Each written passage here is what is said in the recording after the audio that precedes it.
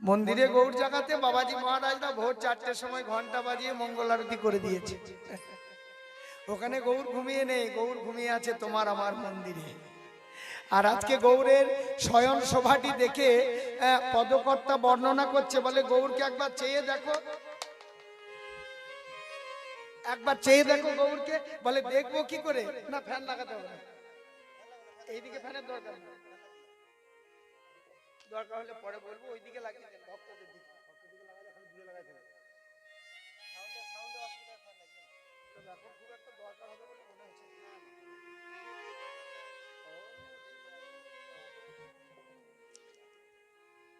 তা আজকে সারা নিশি নেচে গিয়ে কীর্তন করে গৌর আমার ঘুমিয়ে আছে। একটা শিবাসঙ্গনের দরজাটা পুরো খোলা নেই বাবা, যখন ঘুমাবে তখন তো আর দরজাটা হাট করে খুলে রাখার কোনো নিয়ম নাই। আমরা ঘুমালেও যেমন দরজা বন্ধ করে ঘুমাই, গৌর ঘুমাচ্ছে, দরজাটা আধ কপাটি করা আছে বাবা, পুরো লাগানো নেই, আধ কপাটি করা আছে। আর তার পাকে থেকে গৌর প্রিয় ভক্তরা দর্শন করছে, দেখি গৌর সারা রাত নেচে গিয়ে আজকে কেমন ভাবে আছে। তা গৌর আমার কেমন ভাবে আছে, না গৌরের অঙ্গ কান্তিটা কেমন, গৌরের অঙ্গ শোভাটি কেমন। গৌরের অঙ্গ শোভাটি হয়েছে দেখো মেঘের বিচুরি যেন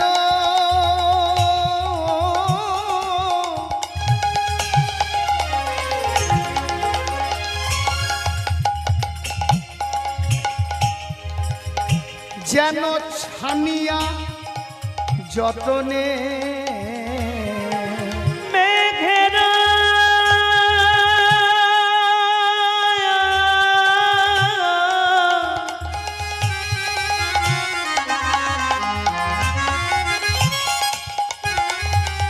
বিজুরি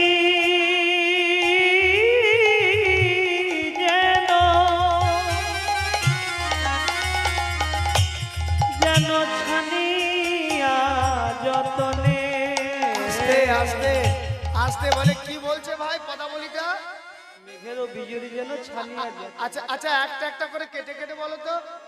মেঘেরও মানে মেঘ, বিজুরি মানে বিদ্যুৎ, ছানিয়া ছানিয়া মানে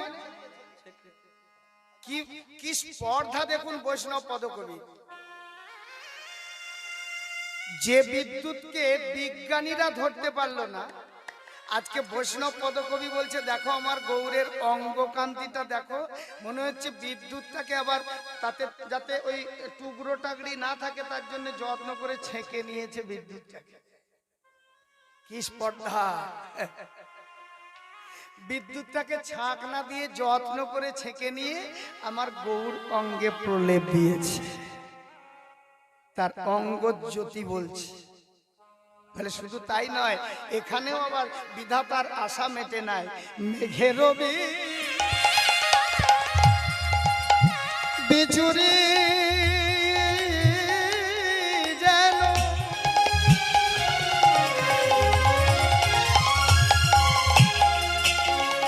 মেঘের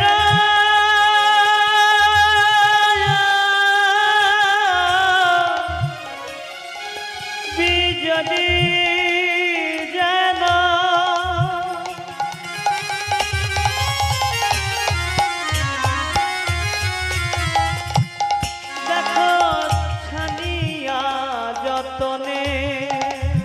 এখানে স্বাদ মিলল না, বলে দেখো দেখো যেন কত সুধা,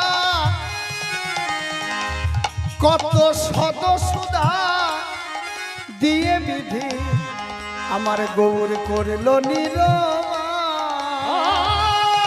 কত সুধা দিয়ে বিধি করলো নির্মল, কত শত সুধা দিয়ে বিধি করলো নির্মলে। তার মানে আজকে গৌরের অঙ্গকান্তি দেখে কি মনে হচ্ছে, বিদ্যুতের নির্যাসটাকে ছাকনা দিয়ে ছেঁকে দিয়েছে, তারপরে আবার তাতেও স্বাদ মেটেনি, চাঁদের থেকে সুধা নিংড়ে বের করে ওই সুধাটাও দিয়েছে তার অঙ্গে। বলে দেখো দেখো একবার গৌরের পানে চেয়ে দেখো, আর চোখ ফেরানো যাবে না। বৈষ্ণব পদকবি বলছে ভালোই হয়েছে, বুঝলে? ভালোটা কি হয়েছে জানো?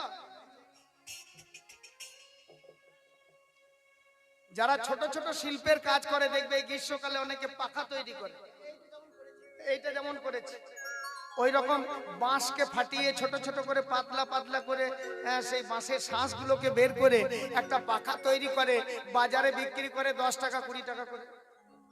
তা শিল্পীরা যখন আমরা নিজে গতবার এক জায়গায় দেখলাম গান করতে গিয়ে, ঝাড়খণ্ডের একটা জায়গায় দেখছি ঘরে ঘরে ওই ক্ষুদ্র শিল্পটা একদম তৈরি করে এক গাদা করে করেছে, আর তৈরি করে রং মাখানো, তারপর ওই যেটা দিয়ে ঘোড়ায় ওটা লাগানো, সব কমপ্লিট করার পর যখন রেখেছে বাবা, ওই ঘরের ছেলে মেয়েগুলো কি করছে জানো? বলে বাবা পাখাগুলো একবার দেখবো। বলে হ্যাঁ দেখ। এখন পাখাগুলো একটা একটা করে দেখছে, দেখতে দেখতে মনে করুন 100টা পাখা বানিয়েছে, তার মধ্যে একটা পাখা কিন্তু খুব সুন্দর হয়েছে। তা পাখাটা যখন সুন্দর হয়েছে, ছেলেটা তখন বাবাকে বলছে, ও বাবা, বাজারে তো তোমাকে সেই 10 টাকাই দাম দেবে, এটা যখন এত সুন্দর হয়েছে এটা ঘরে রাখলে কেমন হয়? তাই বৈষ্ণব পদকবি বলছে ভাগ্যিস বিধি গৌরকে নির্মাণ করার পরে আর দেখে নাই, যদি দেখতো তাহলে আর হরি বলতে ছেড়ে দিত না রে, হরি বলতে ছেড়ে দিত না রে। বলি শ্রীধামে নব দ্বীপের মাঝে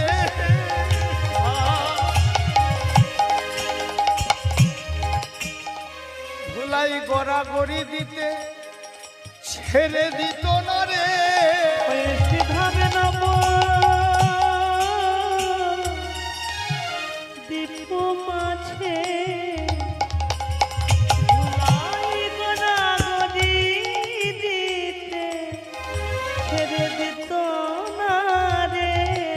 সত্যি বিধি নির্মাণ করেছে কিন্তু আর দর্শন করে নাই, যদি দর্শন করতো তাহলে আর ছেড়ে দিত না, বিধি নিজের কাছে রেখে দিত।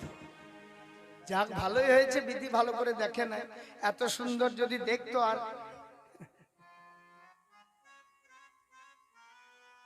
তা সেই গৌরাজকে অলসে অবশ হয়ে কি করেছে না, শিবাসঙ্গনের মাঝে ওখানেও একটু বৈষম্য দেখা যাচ্ছে।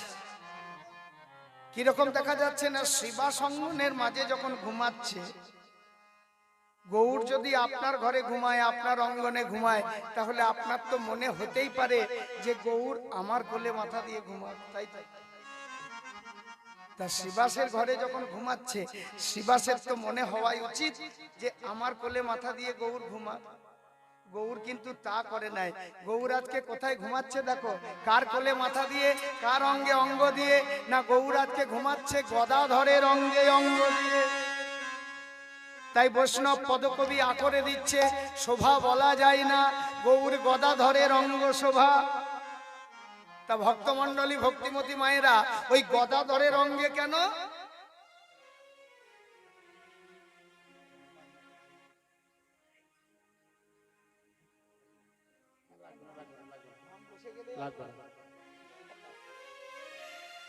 একটু কষ্ট হোক তাও। তা যাই হোক, গদাধরের অঙ্গে কেন? এই নিয়ে একজন কীর্তনিয়া, যদিও কীর্তনিয়া বলতে ইচ্ছা করে না তাকে, কীর্তনের নামে একজন ভণ্ড, আমাদের সনাতন ধর্ম তৈরি শক্ত করতে নয়, সনাতন ধর্মের গোড়া নড়বড় করতে ওইসব কীর্তনিয়াদের জন্ম হয়েছে। ব্রহ্মচারী নয়, উনি একজন গুণী মানুষ, দীনকৃষ্ণ ব্রহ্মচারী, নিঃসন্দেহে গুণী মানুষ। ওনার নাম হচ্ছে দীনকৃষ্ণ ঠাকুর।